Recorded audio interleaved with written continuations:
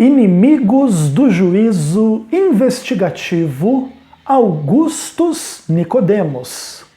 Eu sou Ezequiel Gomes, você está no canal Vem Senhor Jesus e hoje nós continuamos a nossa série a respeito da doutrina do juízo investigativo. No vídeo passado eu falei um pouquinho dos 3 patetas fariseus imortais e algumas pessoas podem pensar assim: "Ah, Ezequiel, mas brigar com bêbado é fácil, né? Brigar com pessoa que não tem uma argumentação minimamente coerente é fácil, qualquer um briga. Eu quero ver você realmente enfrentar um oponente que entende de interpretação bíblica, de exegese, de hermenêutica. Ok. Então eu vou tomar esta questão como um desafio particular e hoje eu trago para vocês então a análise do pensamento de Augustus Nicodemos, que é um dos inimigos do juízo investigativo dentro da visão adventista, da doutrina adventista, tá bom? Bom, o Augustus Nicodemos gravou há algum tempo atrás um ou dois, enfim, longos discursos falando do adventismo do sétimo dia, e dentre esses discursos, um deles em especial foi bastante comentado. Acho que era uma análise comparativa entre o adventismo e as convicções reformadas, lá de acordo com a visão dos presbiterianos, do Augustus Nicodemos e tal. E dentro desse vídeo, que tem 1 hora de conteúdo, acho que ele gasta ali uns 10 minutos falando do juízo investigativo. Eu, na época, gravei uma consideração completa sobre aquele material e um dos vídeos foi investigando o juízo de Augustus Nicodemos. Eu vou colocar esse vídeo aqui embaixo, onde eu coloco o que o Augustus Nicodemos fala em relação ao juízo investigativo e os meus comentários. Então, se depois de assistir esse vídeo aqui você quiser se aprofundar um pouquinho mais numa discussão um pouco mais específica em torno do juízo investigativo, você pega e assiste esse vídeo, porque no vídeo que você está assistindo agora, o que eu vou fazer, na verdade, é uma consideração em torno da doutrina do juízo investigativo sobre um sermão que o Augustus Nicodemos gravou a respeito de Daniel capítulo 7. Para aqueles que não sabem, Daniel capítulo 7 é a visão fundamental do juízo investigativo. Então assentaram-se os tronos e o ancião de dia se assentou e instaurou-se o tribunal e abriram-se os livros. Essa é a imagem fundamental do juízo investigativo dentro da teologia adventista, e o Augustus Nicodemos gravou um vídeo, se eu não me engano, da virada do ano de 2012 para 2013, que ele veiculou no seu canal recentemente, e ele falando assim da exposição, né, de Daniel 7 de uma forma geral, as suas considerações, as questões, os propósitos, os objetivos, quem foi o autor, e basicamente assim dando uma geral sobre interpretação do texto e fazendo algumas aplicações. O sermão dele tem uns 35 minutos, um pouco mais, um pouco menos do que isso. E eu separei várias partes desse sermão sobre Daniel 7, que não é um sermão para combater a doutrina do juízo investigativo, mas onde ele faz a exposição dele, dentro da visão dele, de Daniel 7. E agora eu, como adventista, que entendo Daniel 7 em termos, né, de uma das principais, ou se não a principal revelação em torno do juízo investigativo, vou considerar algumas coisas que o Augustus Nicodemos colocar, tá bom? Então, a gente vai separar um pouco dessas partes, então eu vou colocando um pouco ele comentando, e aí comento algumas coisas. Ele comentando Daniel 7 e eu comento algumas coisas do que ele comenta. Para a gente não ter uma exposição assim muito longa dele falando e depois uma muito longa de eu comentando. Então eu separei aí, acho que foram uns 9 ou 10 trechos desse sermão dele. Vai ficar um link para o sermão completo, quem quiser assistir o sermão completo. Não é um sermão ruim, acho que é um sermão aí nota 7, nota 8, um sermão bom, interessante. Muitas coisas que ele coloca, nós adventistas concordamos, mas as discordâncias também são bastante interessantes e trazem à luz algumas das principais questões em torno da doutrina do juízo investigativo, tá bom? Então, veja aí um pouquinho da introdução do sermão com Augustus Nicodemos. Dá uma olhada. Daniel capítulo 7, vamos deixar as nossas Bíblias abertas. Nesse capítulo nós iremos fazer a exposição, a leitura à medida que a exposição prossegue.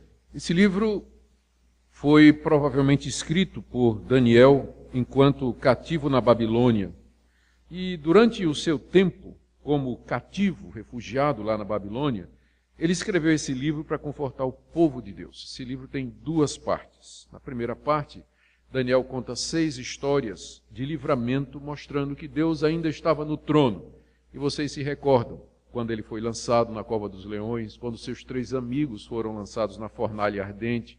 E o restante do livro, depois dos 6 episódios, é o registro de 3 visões que Daniel teve, onde Deus lhe apareceu e lhe mostrou o futuro, o que é que haveria de acontecer.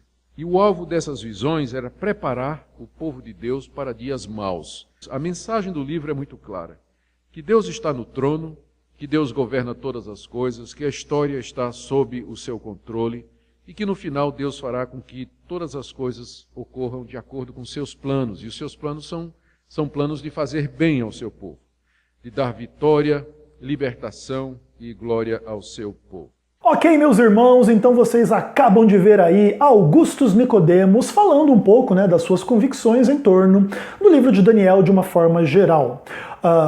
O Augustus Nicodemos, ele diz assim, aparentemente, provavelmente, quem escreveu esse livro foi Daniel cativo na Babilônia. Ele coloca isso demonstrando ter a consciência da ampla discussão sobre a autoria do livro de Daniel. Especialmente a exegese histórico-crítica do livro diz que esse é um livro pseudoepígrafo, escrito em nome de uma pessoa que de fato não o escreveu, ou passando por esses processos editoriais que muitas vezes o método crítico histórico pressupõe. E muitos desses estudiosos dizem que o livro foi escrito em torno da revolta dos Macabeus e etc, tá bom? E não teria sido escrito 6 séculos antes de Cristo, mas 2 séculos antes de Cristo. E o livro tenta apresentar como se fosse profecia aquilo que de fato é uma interpretação dos judeus em relação ao período intertestamentário, É por isso que fala que seria um livro pseudoepígrafo, Um livro atribuído a um autor que não é o autor verdadeiro, Inclusive para trazer autoridade sobre o livro. Então a ideia é que existia história de que houve um Daniel na Babilônia e etc. Talvez até um pouco desses primeiros capítulos de Daniel tenham surgido mesmo desse profeta que viveu lá 6 séculos antes de Cristo. Mas aí alguém pegou essas histórias de Daniel, mesclou elas com, entre aspas, visões, que na verdade são meras formas simbólicas de colocar as ideias do autor no 2º século, e se mesclou com as histórias de Daniel e vendeu o seu livro como se tivesse sido escrito 6 séculos antes de Cristo e tivesse profetizado os movimentos ali da revolta dos Macabeus e de Antíoco Epifânio e etc. E aí existem questões bastante interessantes, Os teólogos histórico-críticos, eles não acreditam, em profecias preditivas em relação ao futuro, porque isso traria o elemento sobrenatural da presença de Deus nos textos bíblicos, e eles dizem que isso não existe. Ou seja, foi o escritor humano, escrevendo 2 séculos antes de Cristo, que escreve como se estivesse falando de um momento 6 séculos antes, para dizer que profetizou aqueles eventos históricos em torno daquele período ali, tá bom? Para também pregar os seus objetivos políticos anti-gregos e contra o Antíoco Epifânio e contra quem quer que seja lá que tivesse em contraposição ao autor do livro de Daniel, pelo menos nessas partes em relação às profecias. Essas discussões são muito interessantes, mas elas não são muito foco de atenção da parte do Nicodemos. Ele simplesmente diz, provavelmente foi Daniel que escreveu esse livro aí, tá bom? Beleza. Ele divide o livro em 2 partes, as histórias e depois as visões, e ele fala que o objetivo final é a gente entender a soberania de Deus sobre tudo, que no final todas as coisas estão de acordo com o plano de Deus, que é fazer bem ao seu povo. O que me chama a atenção dentro desse tipo de discurso é que nem o Augustus Nicodemos, nem nenhum outro pregador reformado, em geral, trabalha de forma mais extensa, mais atenta e mais detalhada as implicações negativas desse tipo de questão. Veja, por exemplo, então o propósito do livro de Daniel é falar da soberania de Deus, que no fim das contas Deus vai fazer o bem ao seu povo. Só que aí a gente começa a perceber umas coisas um pouco complicadas. O propósito de Deus, ao final, é fazer bem ao povo, mas antes que esse final chegue, é fazer mal ao povo. É isso que está sendo dito? Não é isso? Então veja, se o propósito é ao final fazer bem ao povo, de onde vem o mal que o povo está passando antes que esse fim chegue? Porque se você disser que não vem de Deus, existe uma força agindo sobre o povo de Deus que está fazendo algo que Deus não gostaria que acontecesse ao povo. E por isso agora Deus está prometendo, fica tranquilo que eu vou agir e eu vou trazer bem sobre vocês. Mas por enquanto o bem não está sobre eles, o mal está sobre eles. E dentro da visão calvinista, esta relação entre estas duas coisas não faz muito sentido, porque o Deus calvinista é soberano não só no fim da história, mas durante toda a história. Então o Deus soberano está prometendo o bem sobre o povo no futuro, mas está conduzindo o mal ao povo no presente, pelo menos no presente do livro de Daniel. E aí você percebe, agora Deus quer fazer mal a você, aí depois ele quer fazer bem a você. E assim você percebe uma relação ambígua entre Deus e esse povo. Ao final das contas, Deus quer o bem ou o mal desse povo? Deus quer o mal no presente, o sofrimento, a angústia, a perseguição, as dificuldades, as mortes, os problemas, etc. Mas fica tranquilo que no fim ele vai querer o seu bem, tá? E como que isso traz algum tipo de conforto, né? Que conforto há? O Augusto Nicodemos diz que Daniel é um livro escrito para trazer conforto sobre o povo de Deus. Mas eu, de fato, tenho muita dificuldade de ver qual é o real conforto que esse Deus ambíguo e incoerente, que uma hora quer o seu mal, outra hora quer o seu bem, possa trazer sobre uma pessoa que está vivendo uma situação má. Então, por exemplo, Deus guia toda a história, Deus é soberano, não sei mais o quê, e eu estou passando um monte de perseguição. Aí Deus envia alguém para falar comigo, o profeta, e diz, Ezequiel, fica tranquilo que vai dar tudo bem, porque Deus é que está no controle de tudo isso, e no final ele vai te fazer bem. Aí eu me agarro ao futuro onde vai ser bem, ou eu me agarro ao que Deus está no controle da história agora, e Deus está conduzindo a história a ser contra mim, a me perseguir, a me machucar, a me ferir, e é um monte de coisas ruins. E aí eu me agarro ao Deus do futuro que vai me fazer bem, ou ao Deus do presente que guia a história para o meu mal, e no meu mal e conduzindo ao meu mal, pelo menos ao mal na história. Porque o recurso ao mal, como o diabo, ou alguma coisa contra Deus, o pecado, não cabe dentro desse tipo de questão dentro do calvinismo, uma vez que Deus não é soberano sobre o mal e sobre o pecado, e Deus não age tudo de acordo com a vontade dele. Então, ao final das contas, o próprio pecado, o próprio mal tem que estar incluídos na vontade de Deus, porque senão o mal e o pecado são manifestações contra a vontade de Deus.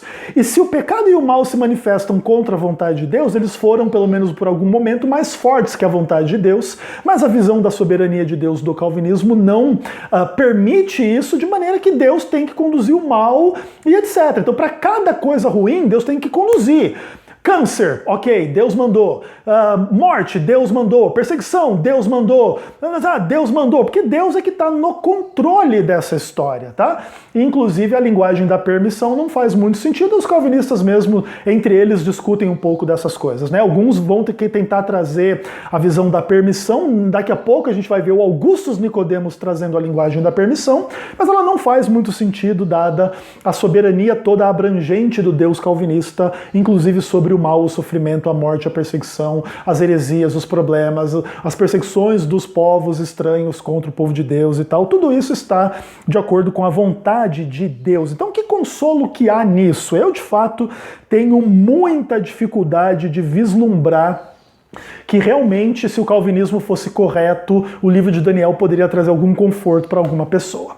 Seja como for, ainda estamos muito no comecinho da nossa análise, temos muito mais pela frente. Vamos continuar ouvindo Augusto Nicodemos. Aqui nós temos então, no relato de Daniel, o texto nos diz que ele escreveu logo após ter tido essa visão. Aqui nós temos o registro do surgimento destes 4 animais espantosos. Todos eles, esses monstros, têm aparência de animal, porém muito mais ferozes. Não há nada parecido na natureza com esses animais descritos aqui. E o pior deles é o 4º animal.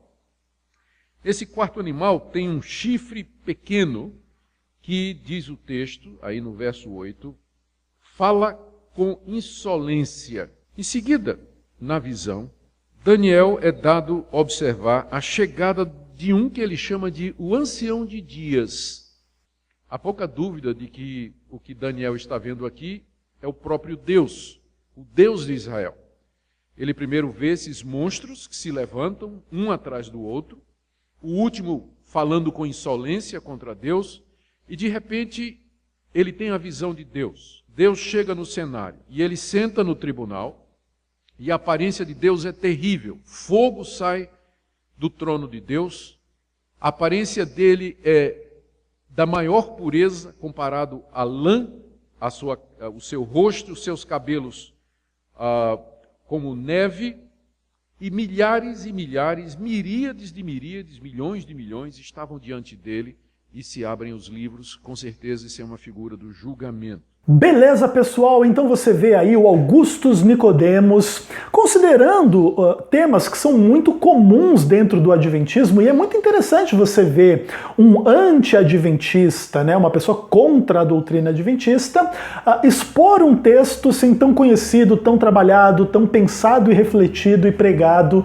dentro do contexto adventista, né? É bem interessante. Aí ele vai falar dos 4 animais, os 4 monstros, que não tem paralelo na natureza, mas o pior de todos é o 4º chifre e o 4º animal. E você guarde essa informação, que ela vai ser muito importante. O pior de tudo é o 4º animal, inclusive o chifre pequeno dentro do 4º animal, tá bom?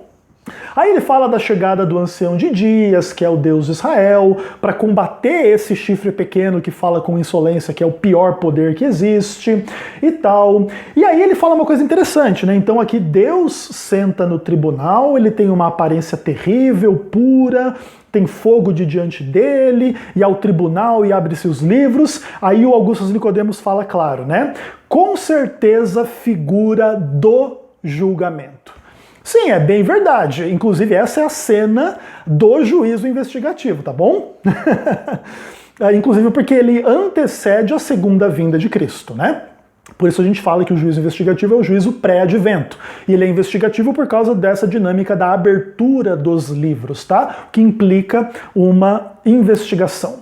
Mas é interessante a gente ver assim um pouco dessa questão, porque o Augustus Nicodemos simplesmente fala que com certeza aqui é uma figura do julgamento, mas dada a sua interpretação, que daqui a pouquinho ele vai explicar um pouquinho melhor, fica um pouco ambígua essa questão desse julgamento, porque o julgamento aqui, na visão adventista, por exemplo, é a primeira etapa daquilo que é o juízo final, tá bom?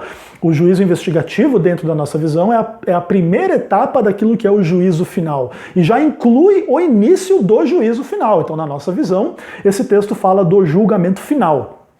Mas na visão do Augustus Nicodemos, daqui a pouquinho vai ficar mais claro para vocês, esse não é o julgamento final, esse é um julgamento sobre um poder que inclusive já está bastante atrasado, aliás, já passou muito tempo que esse julgamento se concretizou e, enfim, esse tal desse chifre pequeno foi julgado, condenado, destruído, de maneira que agora esse julgamento aí ele já não tem mais muitas implicações para nenhuma doutrina e nada na vida prática de ninguém que vive hoje, tá bom? Isso aqui é só uma história de como que um dia houve um julgamento sobre um poder bem obscuro lá no passado, inclusive antes de Cristo, tal, e etc, tá? E a gente já vai falar um pouquinho mais sobre isso. Mas é legal, então, a gente vê ele trabalhando esses temas, falando da certeza absoluta de que ali há o julgamento.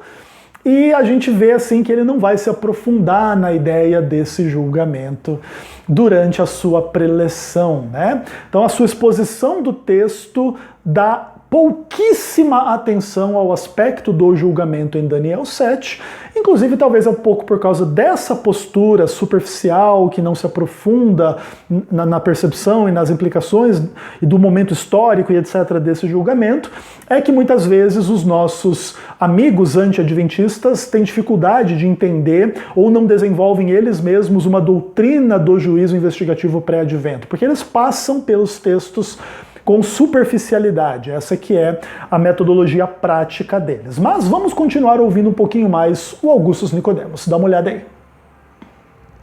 E aí, na sequência, Daniel vê o filho do homem, o filho do ancião de dias, chegando ao trono de Deus e recebendo todo o poder, versos 13 e 14. Terminou aqui a visão. E Daniel então fica confuso. Quem não ficaria diante de uma visão como essa? E ele pede ajuda para entender a visão, versos 15 e 16.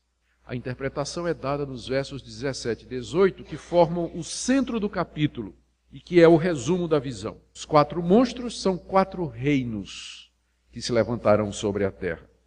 Mas estes reinos serão destruídos pelo Filho do Homem, aquele a quem foi dado todo domínio, poder e autoridade.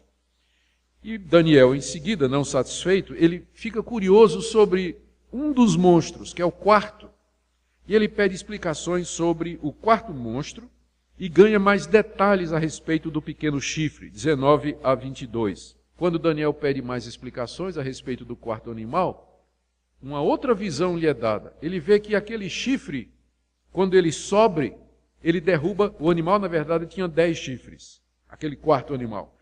Um chifre sobe e derruba 3. E esse chifre começa a fazer guerra contra o povo de Deus e ganha. Até que de repente chega o ancião de dias e derrota aquele chifre e aquele animal e entrega o seu reino ao seu povo.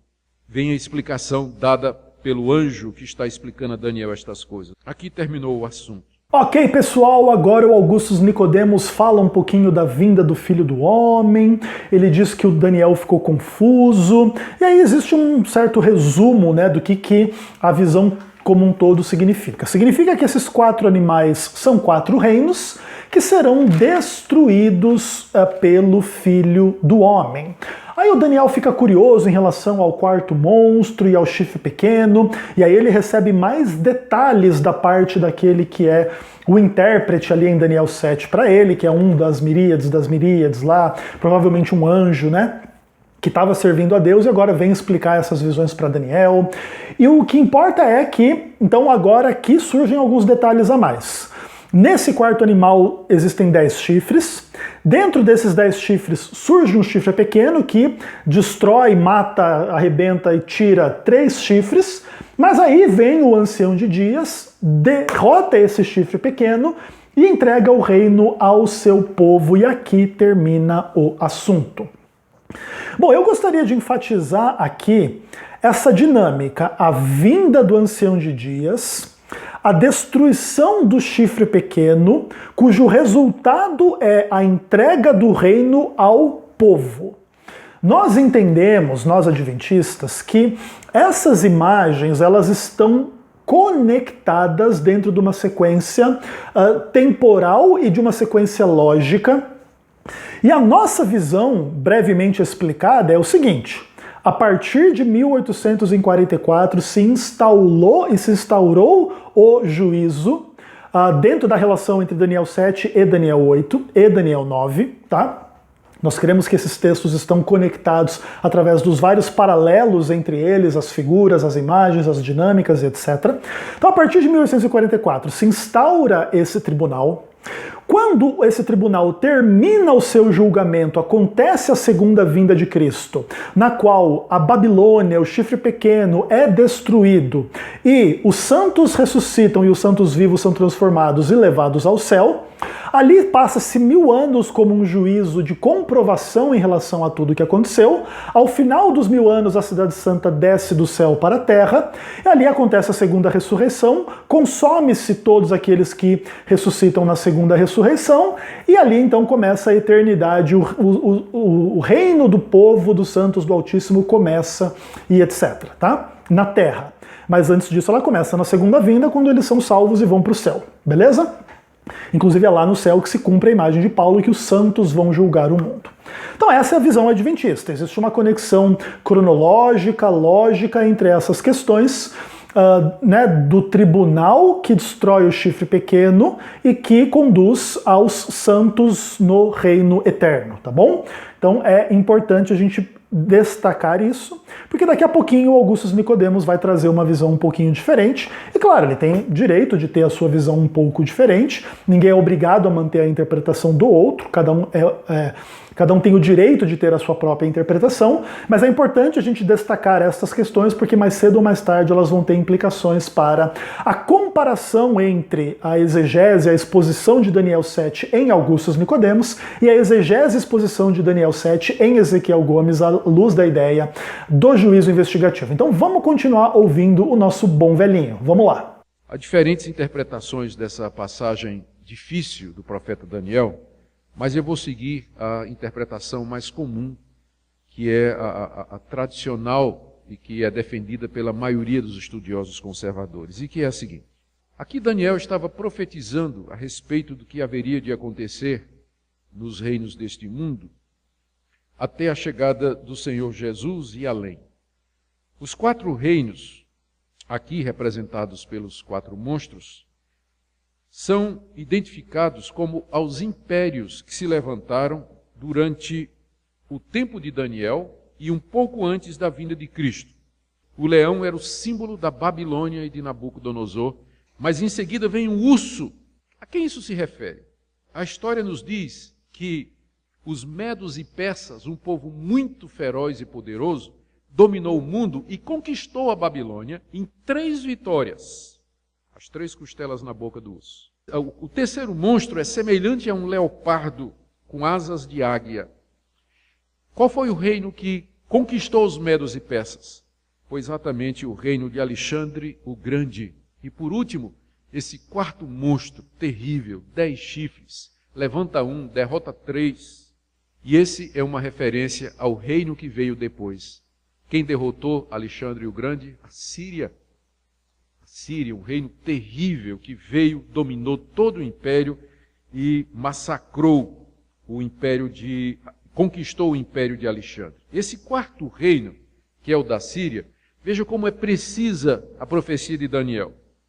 Quando Alexandre morreu, o seu reino ficou dividido em 10 generais. Daí aquele 4º animal tem quantos chifres? 10. E um desses generais tomou o poder matando outros 3, que é o pequeno chifre. E esse pequeno chifre, que dominou então o mundo, matando 3 generais do Império de Alexandre, chamava-se Antíoco Epifânio. Bom, pessoal, aqui então você vê o Augustus Nicodemos agora saindo da mera exposição do texto e entrando nas questões de interpretação, e ele já admite, como eu já admiti também, que existem interpretações diferentes. E é absolutamente natural que existam interpretações diferentes, especialmente à luz de um texto tão simbólico, tão enigmático, tão interessante quanto esse.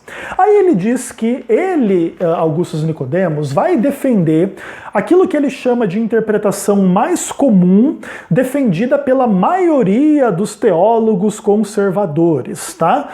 E aí a visão dele basicamente é o seguinte, que Daniel profetiza uma série de acontecimentos entre o momento em que ele, Daniel, estava vivendo até a vinda de Cristo e além. Acontece que esse termo vinda de Cristo, trazido aqui por Augustus Nicodemos, não fica claro se ele está falando da primeira vinda ou da segunda vinda.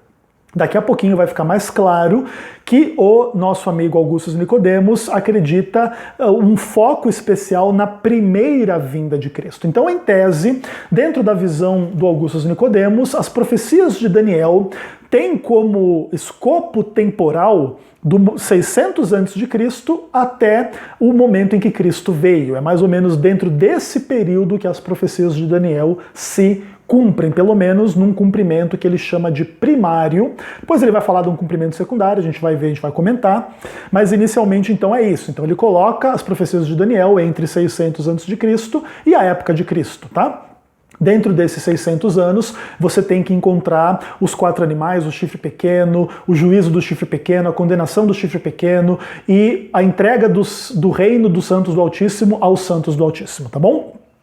Pelo menos é a implicação que se encontra. E aí é bem legal a gente ver assim a dinâmica temporal que ele traz em relação aos 4 animais e as suas identificações. Os adventistas estão muito acostumados com a discussão de Daniel 7, inclusive com figuras e gráficos e um monte de coisa, colocando, né, o primeiro animal que corresponde ao leão de Daniel 7, a primeira parte da estátua, e o primeiro animal de Daniel 7 simbolizam a Babilônia. A segunda parte da estátua de Daniel 2, que era o peito de bronze, né?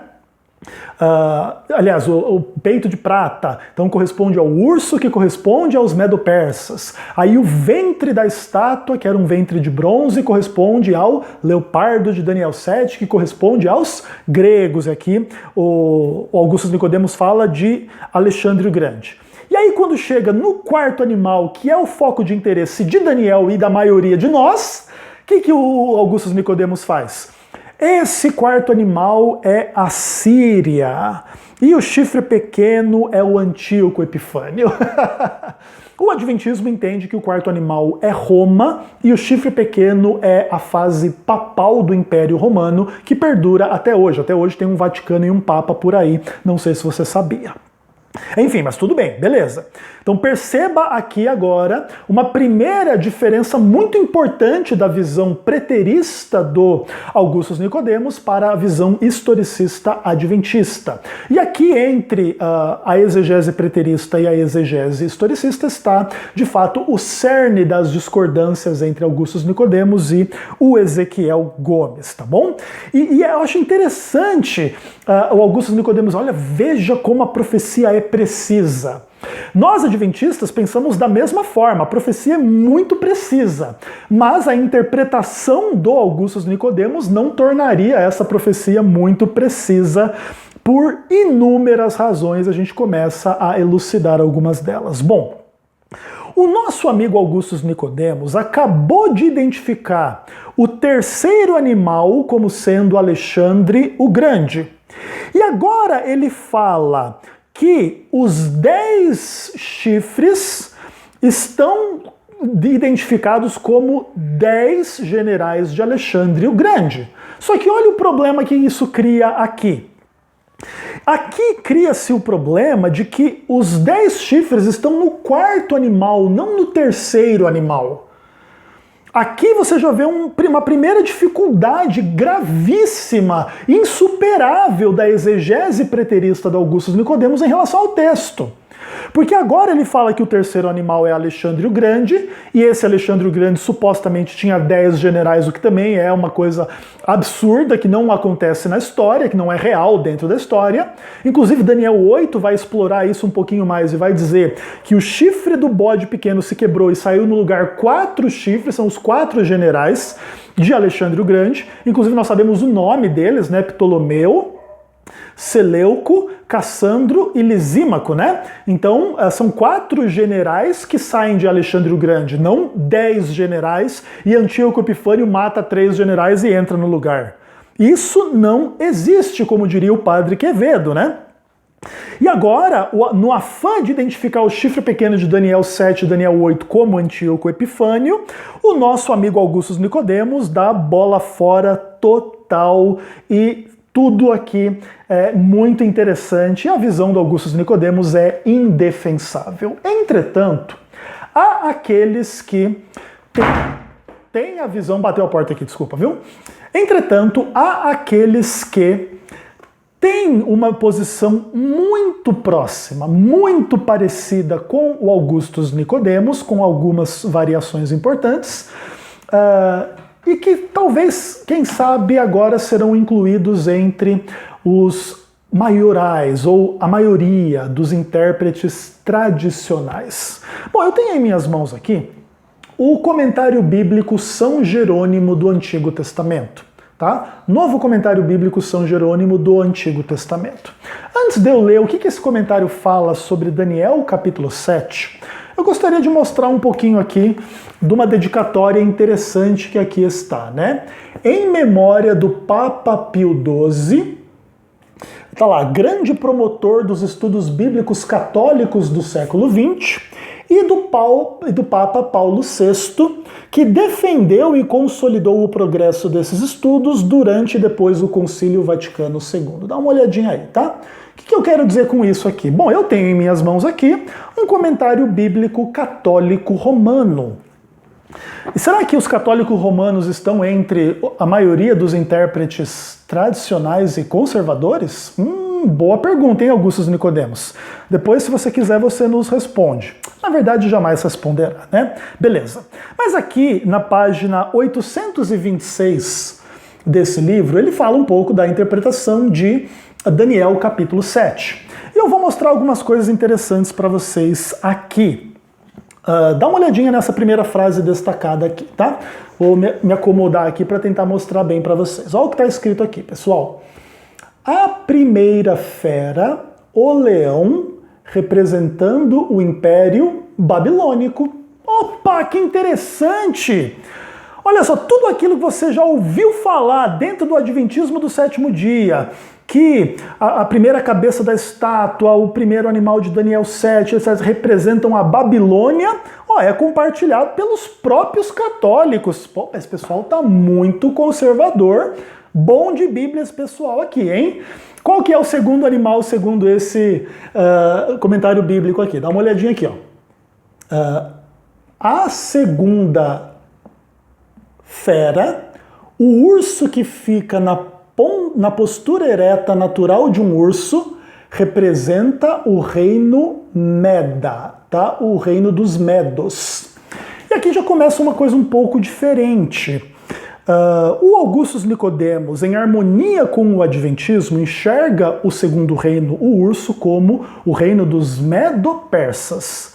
Aqui, os católicos enxergam só como o reino dos Medos.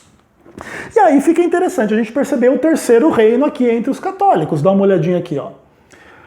A terceira fera, o leopardo, representando o Império Persa. Opa, que fica interessante.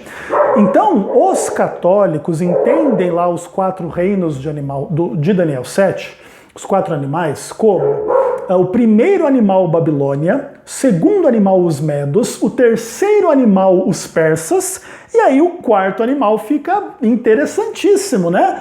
Será que o Augustus Nicodemos vai se converter a essa interpretação aqui vendo esse vídeo? Olha o que está escrito lá. A quarta fera representando o reino dos gregos. Que interessante, né?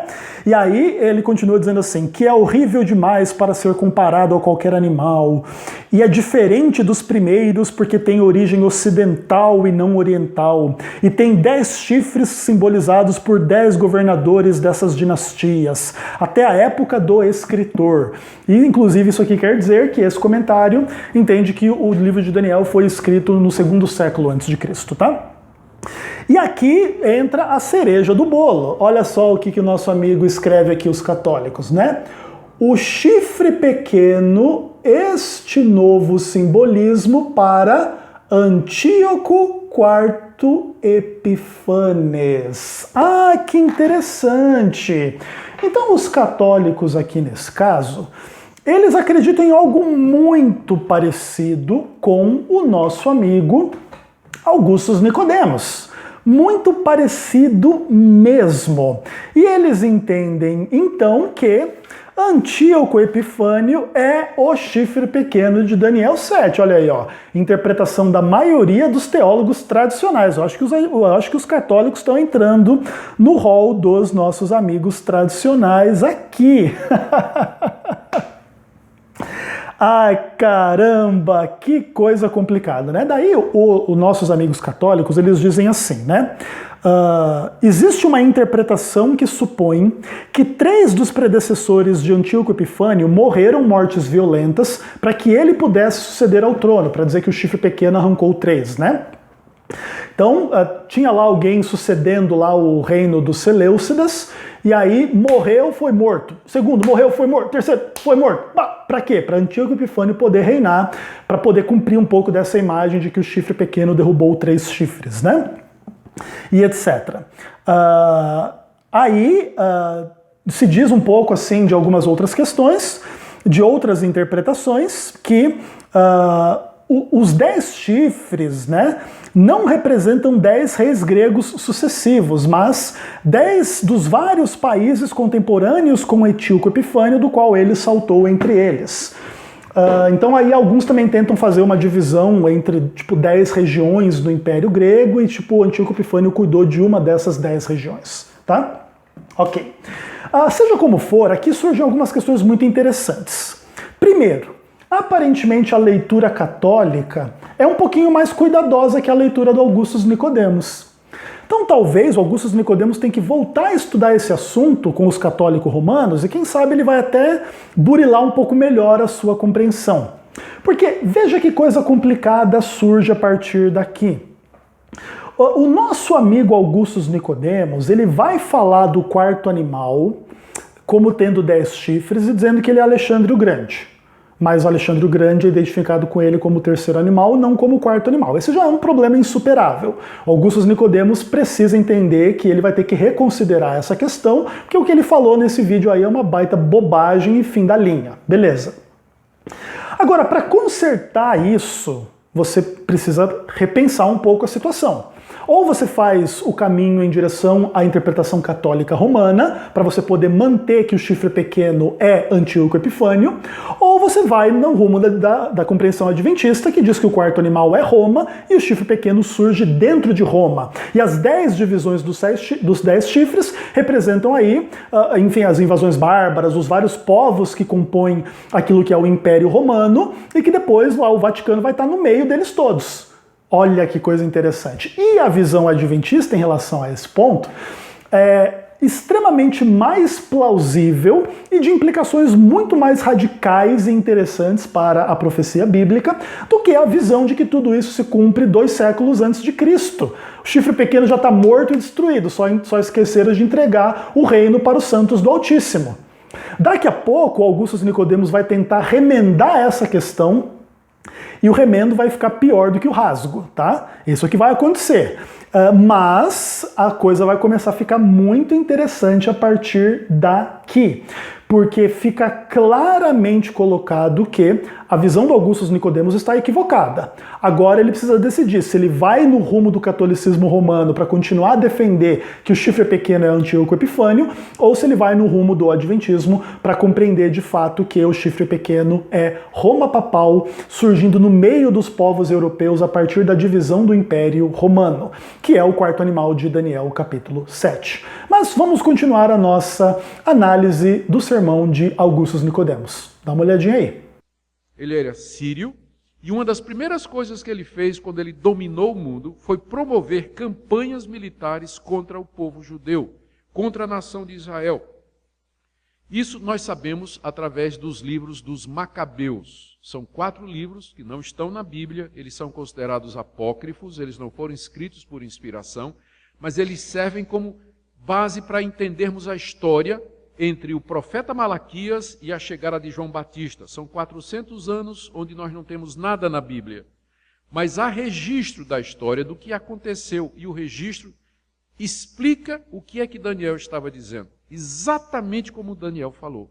Esse Antíoco Epifânio, esse rei muito mau e cruel, ele se levanta, mata 3 generais, toma o reino que era dos 10 generais de Alexandre o Grande e começa perseguições contra o povo de Deus. Mas no ano 164 a.C., Antíoco Epifânio morre de morte súbita.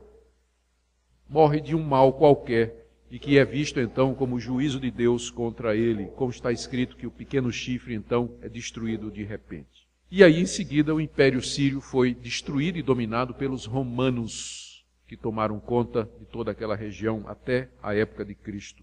Na verdade, o Império Romano foi até o século IV, 400 anos depois de Cristo.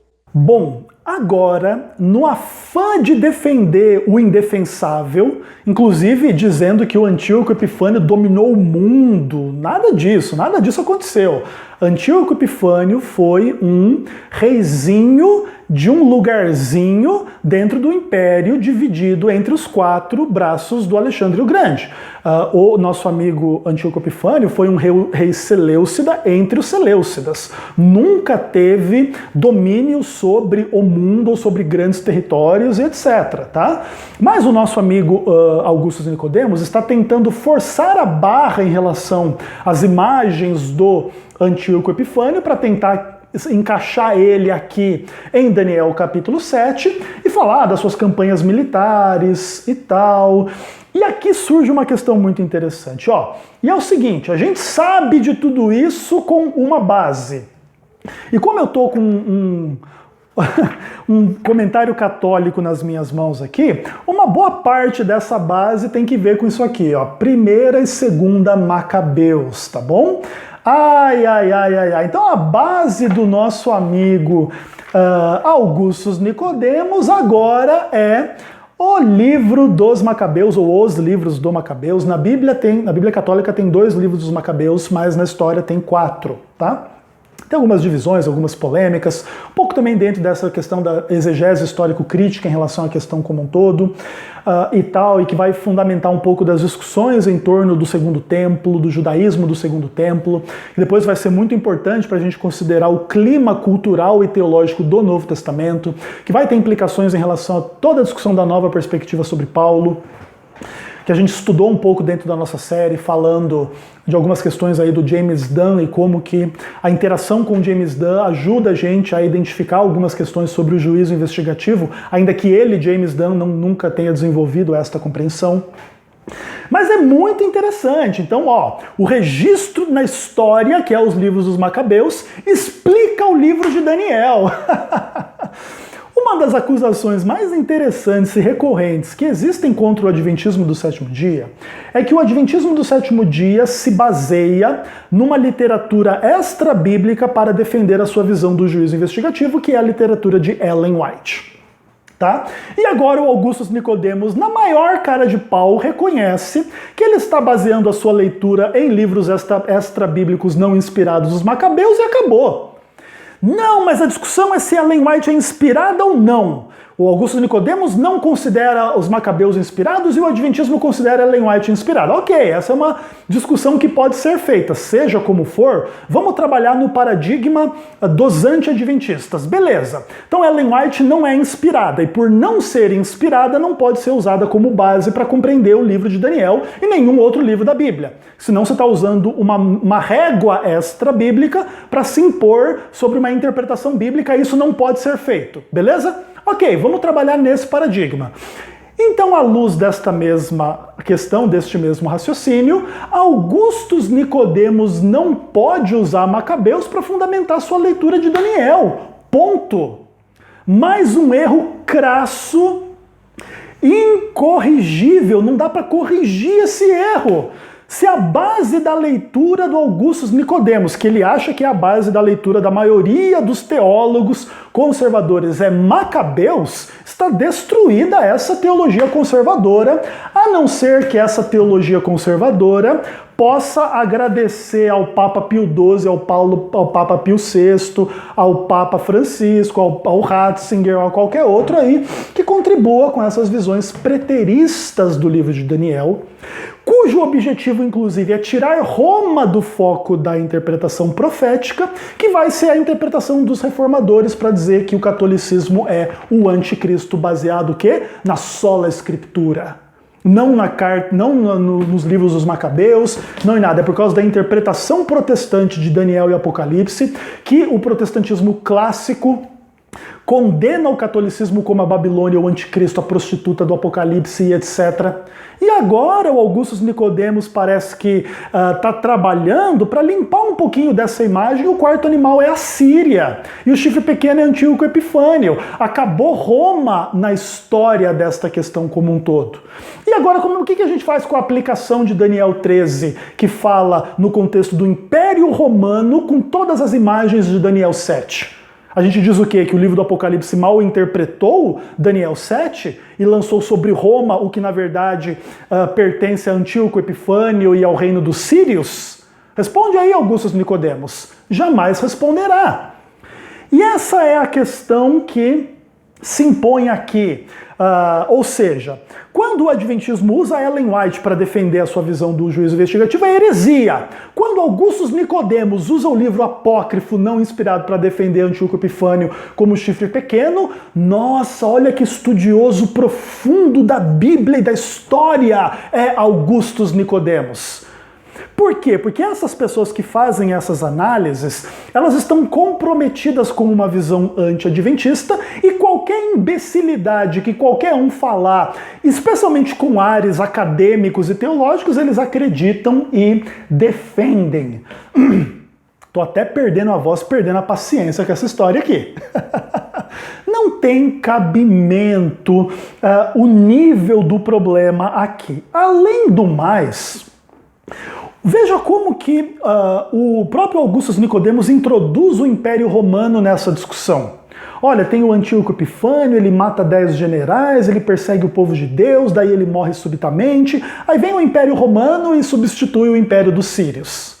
Mas veja bem, se o Império dos Sírios é o quarto animal com os 10 chifres, aí o ancião de dias vai lá, se assenta, destrói o poder do chifre pequeno e dá o reino ao povo dos santos do Altíssimo. Quando que isso acontece? Isso não acontece nunca? Bom, aí o Augustus Nicodemos tem algumas relativizações e interpretações esdrúxulas para tentar contrapor a esta falta de lógica da sua compreensão. Dá uma olhadinha aí no que ele diz. Qual o propósito de Deus ter revelado tudo isso a Daniel? O que Deus está dizendo a Daniel? Daniel, você está preso aí na Babilônia, o povo de Deus está aí cativo, mas não pense que vocês vão ser libertos agora, porque depois do reino da Babilônia vai chegar o urso com 3 costelas na boca, os medos e persas, eles vão dominar a Babilônia, vocês vão continuar cativos. Mas o urso vai ser derrotado pelo leopardo, Alexandre o Grande, que também vai dominar todas as coisas, vocês vão continuar cativos. Isso ainda não é o fim, porque vai ficar pior, porque vai chegar um monstro pior de todos, Antíoco Epifânio. Há um episódio em que, inclusive, ele manda sacrificar um porco no altar de Jerusalém, e ele quer colocar uma imagem do deus Saturno, ou Zeus, lá no próprio templo de Jerusalém, provocando uma revolta, a revolta dos Macabeus, que foi uma guerra terrível que teve entre esse rei e os judeus, causando a morte de muita gente. O alvo de Deus é dizer a Daniel, Daniel, vocês ainda têm tempos difíceis pela frente. Não pensem que as coisas vão ficar fáceis. Mas eu estou mostrando tudo isso a você para que você tenha ânimo, porque o ancião de dias está no trono. Eu governo o mundo e tudo acontece de acordo com o meu propósito. E um dia o meu filho, o filho do homem, haverá de receber o domínio, o poder, a majestade. E então o reino finalmente será do meu povo. Mas até lá são momentos de muito sofrimento. O alvo, então, era preparar o povo de Deus e trazer confiança de que o próprio Deus haveria de triunfar. E tudo aconteceu exatamente como Daniel previu. Agora, dentro dessa sessão que a gente acabou de ouvir o Augustus Nicodemos falando, a gente percebe um monte de erros de interpretação e de história. Veja que, por exemplo, o Augustus Nicodemos pretende que essa visão foi dada para mostrar para Daniel que Deus tem um propósito e que o cativeiro não vai chegar ao fim tão cedo, e o cativeiro que está ali ainda sobre o Império Babilônico, Daniel escreve essa visão sobre o Império de Belsazar, dos babilônios, vai continuar no Império dos Medo-Persas, vai continuar no Império Grego, o que inclusive é mentira. Porque o rei dos Medos e Persas lá, o Ciro, Dario, etc., ele vai fazer o quê? Uma ordem para reedificar e restaurar Jerusalém, onde o povo vai ser liberto, vai voltar para sua terra, vai reconstruir o templo, a história do segundo templo. O povo, depois do reino dos Medo-Persas, não estava mais em cativeiro. Mas aqui o Augustus Nicodemos diz que até o Império de Alexandre o Grande, os judeus estavam em cativeiro.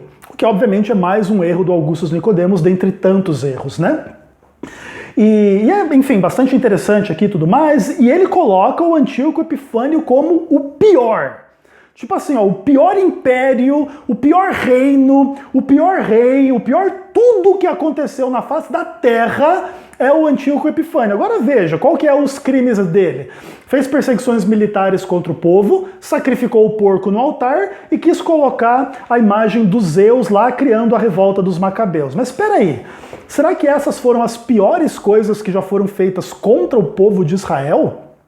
Daqui a pouquinho os romanos vão vir, vão destruir o templo. Não, ó, sacrificar um porco lá dentro, mas deixar o templo inteiro lá, é pior. É pior porque porco, né, pior. Inclusive aí o Augusto Nicodemos come o porco tranquilo, não tem problema. Enfim, o pior é o que o nosso amigo Antíoco Epifânio fez. Tentou colocar uma imagem. Não, Roma veio e destruiu o templo. Isso não é pior. Realmente não é pior, porque o Antíoco Epifânio tem que ser o pior do mundo, né? O pior reino do mundo, né? O Antíoco Epifânio. Inclusive, é interessante que ele não tenha uma fama tão grande quanto Hitler, Napoleão Bonaparte, que ele foi tão pior, né? Mesmo contra os reis antigos, Nabucodonosor, Artaxerxes, esses caras meio assim e tal, etc. O Antíoco Epifânio não é mais famoso que eles, não sei porquê. Tá faltando estudar história com Augusto Nicodemos, né?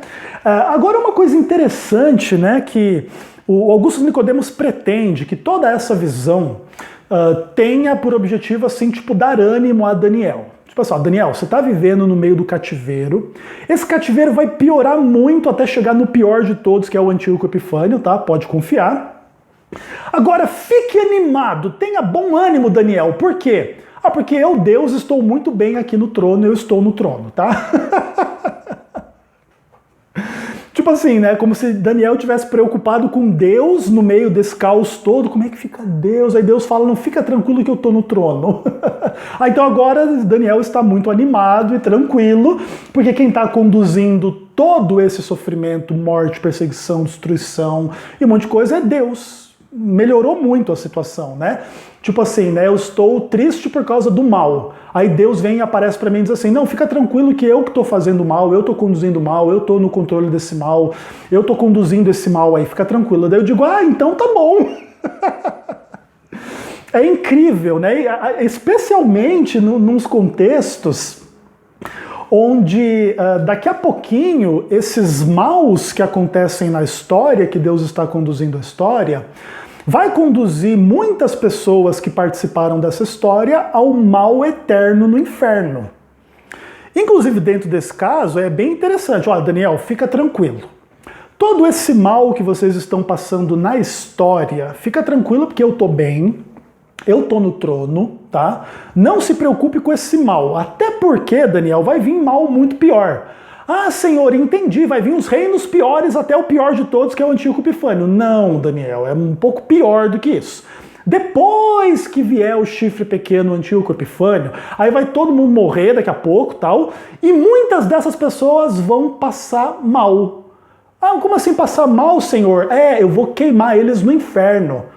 Mas como que é isso, Senhor? Eles vão passar um sofrimento infinitamente pior e maior do que eles passaram na terra no inferno por todo sempre. Entendeu?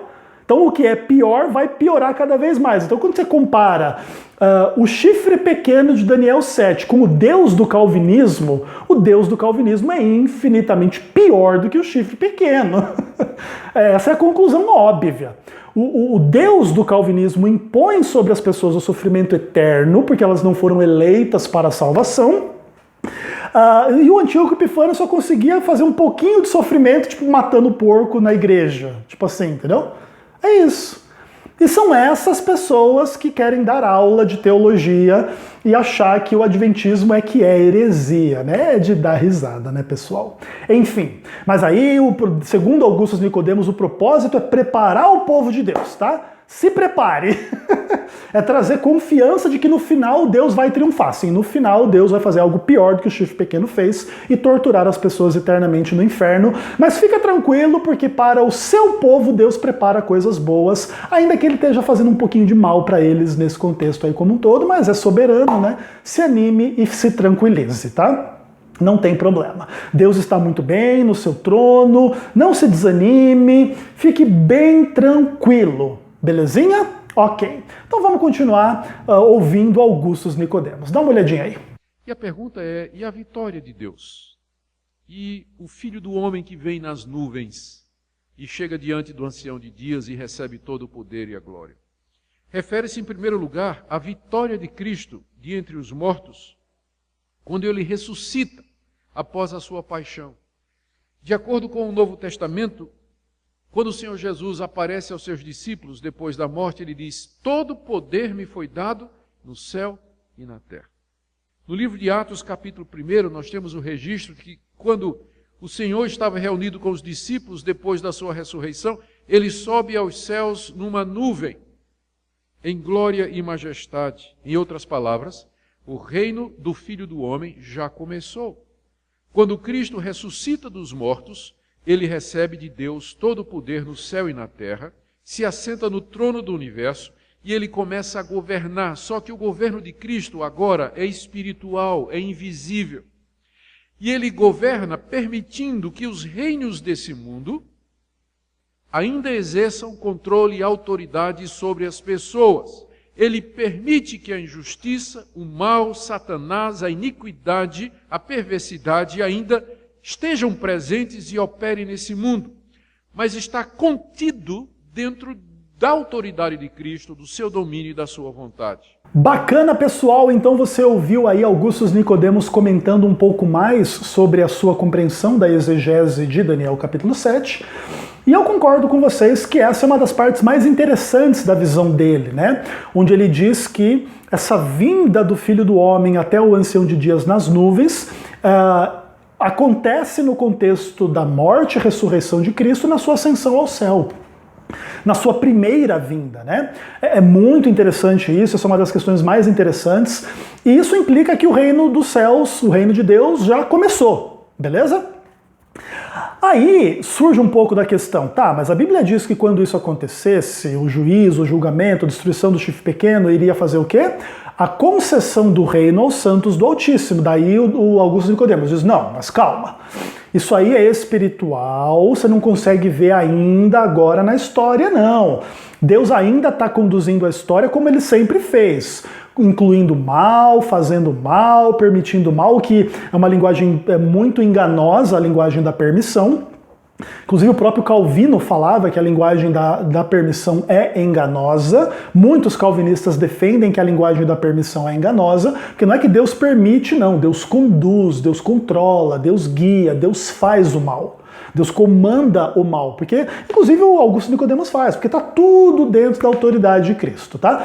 Por que o PT roubou o nosso país aí bilhões e trilhões e sei lá mais o quê? Porque Deus conduziu a história dessa forma e conduziu esse mal aí, é soberano sobre esse mal, e não é só porque ele permitiu tipo algo contra a sua vontade, né? Não pode existir nada contra a vontade de Deus, de acordo com o calvinista, né? Porque senão a vontade de Deus não é feita e a vontade mais forte é feita, que é a vontade de quem quer pecar, quem quer fazer as coisas erradas.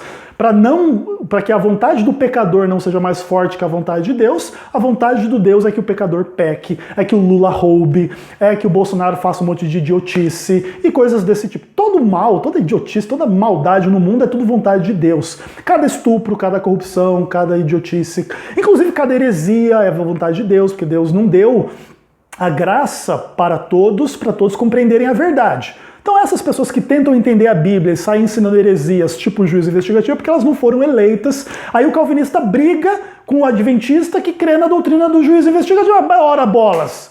Como é que eu posso crer num negócio que eu não tenho capacidade de crer na verdade? Eu tenho que crer na heresia mesmo. E quem conduziu eu a crer na heresia é o Deus que conduz toda a história. Então reclama com ele se eu creio na heresia, porque é ele que está por detrás disso, ou não é assim? E é engraçado que os calvinistas, eles não gostem de avaliar essas implicações, se sintam um pouco ofendidos e se sintam assim como se a gente estivesse mal caracterizando a fé deles, o que na verdade não é. A implicação do calvinismo é que tudo acontece de acordo com a vontade de Deus. É a vontade secreta, é a vontade soberana, é a vontade do decreto. Deus fala que você não deve matar, mas ele decretou na história 60 mil assassinatos por ano no Brasil. Não adianta dizer que não. Ou os assassinos no Brasil são mais fortes do que Deus, Deus não queria que ninguém matasse e eles estão por aí matando contra a vontade de Deus. Vocês pensam o quê? Que a gente não entende o calvinismo? Inclusive a gente rejeita o calvinismo porque a gente entende. Mas aí, ok, né? Mas veja, essa interpretação do Augustus Nicodemos, de que Daniel 7 se cumpre na ressurreição e na ascensão de Cristo, é muito interessante. Provavelmente muitos cristãos se sintam tentados a, olha, nunca tinha pensado nisso, que interessante, por causa da presença da nuvem, disso ou daquilo, de algumas dessas coisas, né, dentro dessa questão como um todo. Mas a visão adventista não pensa desta forma, uma vez que nós entendemos que o juízo, a segunda vinda e etc. e tal acontecem no clímax do fim da história, no contexto da segunda vinda. Então essa vinda nas nuvens do céu, por exemplo, em Daniel 7, na nossa visão, é uma cena no santuário celestial. Inclusive já falei extensamente sobre isso quando fiz a minha análise do livro de Daniel dentro dessa série. Então é uma cena celestial no santuário celestial que contextualiza o recebimento do reino no céu para o retorno de Cristo, né, no contexto dos momentos finais do juízo investigativo, tá bom? Que contextualizam a segunda vinda. Então, é interessante a imagem que o Augustus Nicodemos aplica, mas essa imagem não contém, de fato, a interpretação de Daniel 7, o que vai acabar sendo assumido por Augustus Nicodemos. Dá uma olhada aí. Mas há uma outra etapa referida na profecia, na visão, ainda por se cumprir, que é o triunfo final de Deus, quando Cristo voltar para estabelecer definitivamente esse reino. A Bíblia nos diz que o Senhor Jesus haverá de voltar do mesmo modo em que ele foi, nas nuvens. E note que é isso que a profecia fala. Verso 13. Eu estava olhando nas minhas visões da noite, e eis que vinha um com as nuvens do céu, como o filho do homem, e chegou-se ao ancião de dias, e o fizeram chegar até ele, e foi-lhe dado domínio e glória e reino, para que os povos, nações e homens de todas as línguas o servissem. O seu domínio é domínio eterno que não passará, e o seu reino jamais será destruído. A semelhança dos reinos humanos, Babilônia, medos, persas, gregos, macedônios, romanos, todos eles se levantaram, dominaram o mundo, foram destruídos e passaram. Mas o reino de Cristo é um reino eterno que não haverá de passar. Então agora você vê o Augustus Nicodemos aplicando essa imagem da vinda de Cristo com as nuvens à segunda vinda, não mais à primeira vinda. E é muito engraçado que na visão adventista o Augustus Nicodemos está errado nas duas aplicações. Porque nós não cremos que esse texto se cumpra nem na primeira vinda, nem na segunda vinda. Mas na vinda do Filho do Homem ao Ancião de Dias, ao lugar santíssimo do Santuário Celestial, em 1844 em diante, para instaurar o juízo final, cujo resultado é a segunda vinda. A separação dos salvos e perdidos já acontece antes da segunda vinda. Na segunda vinda o que acontece? Os ímpios morrem, os santos justos ressuscitam, os santos vivos são transformados e vai todo mundo salvo para o céu. Lá para Nova Jerusalém celestial, passar 1000 anos comprovando o juízo, julgando o mundo, julgando os próprios anjos e etc. E aí comprovado tudo o que aconteceu, por que um foi salvo e outro não foi salvo, que não tem nada a ver porque um foi eleito e outro não foi eleito. Cristo morreu por todos, mas nem todos aceitam. E aí nós vamos avaliar e investigar todas essas questões e ao final desse processo a Nova Jerusalém desce e a segunda ressurreição acontece, o fogo desce e aí o reino eterno está instaurado sobre a terra. E aí João diz, né, vi novo céu e nova terra. Mas enfim, mas agora é interessante você perceber. O Augustus Nicodemos então aplica Daniel 7:13 a duas coisas diferentes, a primeira vinda e a segunda vinda. Agora, como é que fica isso de que em Daniel 7 a vinda do Filho do Homem instaura o juízo contra o chifre pequeno, ao final do qual o povo recebe o reino? Então percebe, dentro da visão adventista, esse período de tempo entre a instauração do juízo, a destruição do chifre pequeno e o recebimento do reino da parte dos santos acontece em um período menor de tempo do que a visão calvinista, onde isso começa a acontecer na primeira vinda e só vai terminar 2000 anos e pouco depois, quando Jesus voltar na segunda vez, tá? Claro, as duas visões, a visão adventista e a visão do Augustus Nicodemos, implicam que existe um delay, existe uma certa demora, uma aparência de demora dentro dessa questão como um todo. Instaura-se o juízo para destruir o chifre pequeno, para conduzir o reino aos santos, mas dentro da visão adventista isso é um tempo mais compacto do que dentro da visão do Augustus Nicodemos, tá bom? É importante vocês identificarem isso. E o Augustus Nicodemos aplica Daniel 7,13 a duas coisas diferentes, de uma forma arbitrária, tá? Mais ou menos na mesma direção de um princípio apostelesmático do nosso herege predileto Desmond Ford, tá bom? A gente vai trabalhar isso depois no futuro, beleza? Então é isso. E aí, ele fala, né, que o reino não é destruído, o reino de Jesus não vai ser destruído, mas diferente dos reinos da Babilônia, da Medo-Pérsia, dos grego-macedônios e dos romanos, que vão ser destruídos. E aqui é interessante que ele cita os reinos, não citando o maior deles, o sírio do Antíoco Epifânio, né? Interessante, ele faz a visão, olha, não, mas esses reinos aí, Babilônia, Medo-Pérsia, Grécia e Roma, vão ser destruídos. Dentro, ou seja, da sua exposição final, o nosso amigo ignora aquele que ele acha que é o reino principal do foco da profecia de Daniel 7, que é o reino dos sírios e do Antíoco Epifânio, tá bom? E aí ele fala, né, desse sofrimento, do sofrimento das pessoas, e tem bom ânimo, que no final Deus vai triunfar, mas aí a gente já vê que isso também tem um monte de linguagem enganosa, porque sobre algumas pessoas o sofrimento não vai cessar, inclusive só vai piorar quando vier o reino eterno de Deus no futuro, que para essas pessoas vai se chamar de inferno, tá? São os famosos não eleitos. Ok, beleza, maravilha. E aí a gente termina com as últimas considerações de Augustus Nicodemos. Dá uma olhadinha aí. Cada vez fica mais difícil se pregar a mensagem cristã e dizer essa é a verdade, porque os Estados Unidos, em nome de uma suposta democracia e liberdade para todos, ninguém tem o direito de dizer que está certo e que os outros estão errados. E o cristianismo é uma religião exclusivista. Terminando então, irmãos, algumas aplicações para nós. Até a vinda do Senhor Jesus, os reinos desse mundo se levantarão contra Deus e contra o seu povo, a igreja verdadeira. E perseguirão, atrapalharão, assediarão, tornarão a vida difícil. Há diversas maneiras e maneiras sutis de perseguição que serão feitas pelos rebeldes contra Deus, aqueles que não se sujeitam a Deus. Sempre houve e sempre haverá perseguição. Estejamos prontos para servir ao Senhor Jesus em toda e qualquer circunstância. A nossa lealdade vai ser testada, a nossa fidelidade vai ser testada, nosso amor a Deus vai ser provado. Nós amamos a Deus somente quando as coisas estão bem ou quando as coisas também se tornam piores. Segunda coisa que temos que lembrar, o reino de Deus já foi inaugurado com a vinda do Senhor Jesus. Ele já tem todo o poder no céu e na terra. Portanto, no meio de todas as dificuldades, sirvamos somente a Jesus. Não há outro rei, não há outro poder absoluto. Somente Ele é Senhor. Bom, pessoal, nas frases que eu cortei aí para você ouvir as considerações finais do Augustus Nicodemos, me chama a atenção essa coisa que ele fala que o cristianismo é exclusivista. Eu achava que quem era exclusivista era seita. Será que o Augustus Nicodemos também faz parte de uma seita? Responde aí. Bom, jamais responderá. Enfim, ou seja, o cristianismo ele é exclusivista.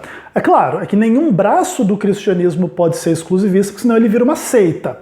O que inclusive conduz à ideia de que todo o cristianismo tem que ser a igreja verdadeira, porque senão um vai ser acusado de seita. Tipo assim, só o protestantismo é correto, aí você é uma seita protestante, você está excluindo os católicos.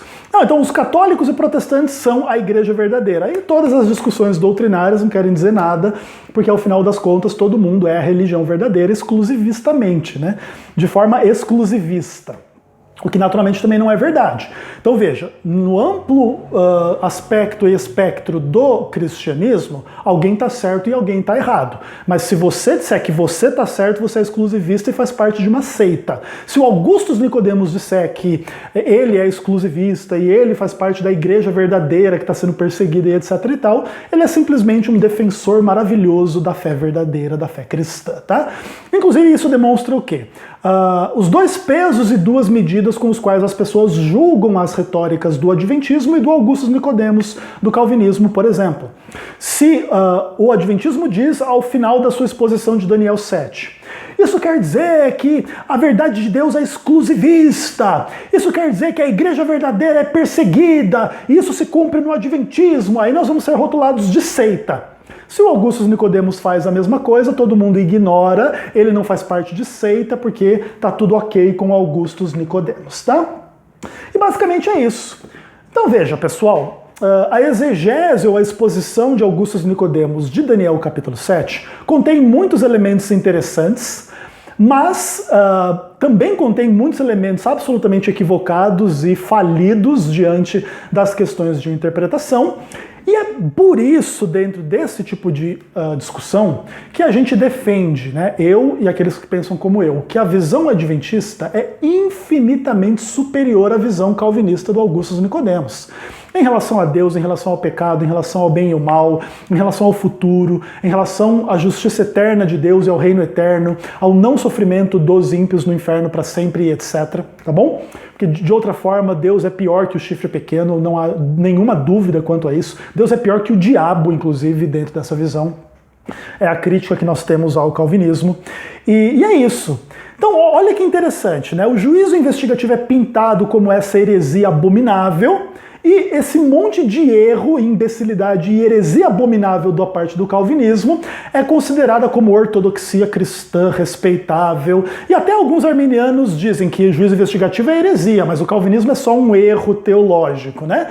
Aí você vê, de fato, as questões de psicologia e sociologia da religião se impondo sobre as questões de interpretação e as pessoas usando 2 pesos e 2 medidas para justificar os seus hereges favoritos, dentre eles Augustus Nicodemos.